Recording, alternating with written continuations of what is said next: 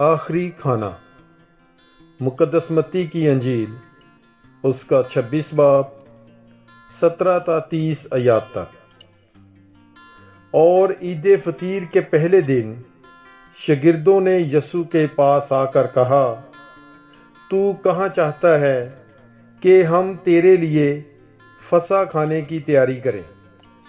اس نے کہا، شہر میں فلاں شخص کے پاس جا کر اس سے کہو کہ استاد فرماتا ہے، میرا وقت نزدیک ہے، میں اپنے شاگردوں کے ساتھ تیرے ہاں فسح کروں گا۔ اور جیسا یسوع نے شاگردوں کو حکم دیا تھا انہوں نے ویسا ہی کیا اور فسح تیار کیا۔ جب شام ہوئی تو وہ 12 شاگردوں کے ساتھ کھانا کھانے بیٹھا، اور جب وہ کھا رہے تھے تو اس نے کہا، میں تم سے سچ کہتا ہوں کہ تم میں سے ایک مجھے پکڑوائے گا۔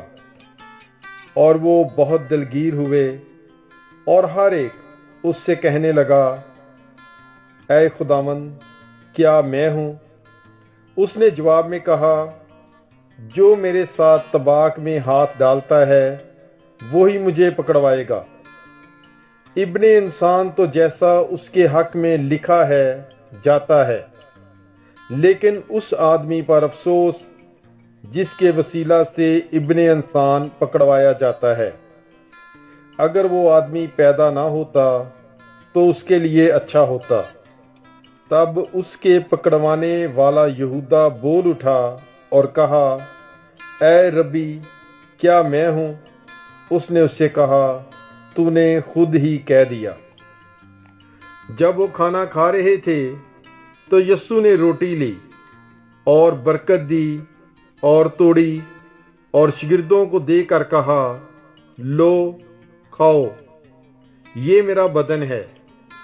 پھر پیالہ لے کر شکر کیا اور انہیں دے کر کہا، تم سب اس میں سے پیو، کیونکہ نئے عہد کا یہ میرا خون ہے جو بتھیروں کی خاطر گناہوں کی معافی کے لیے بہایا جاتا ہے۔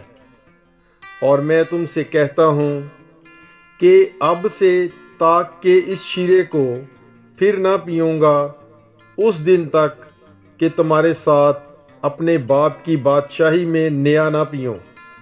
اور وہ گیت گا کر کوہ زیتون کو گئے۔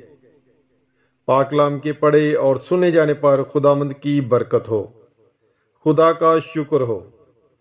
God bless you. Bible is life.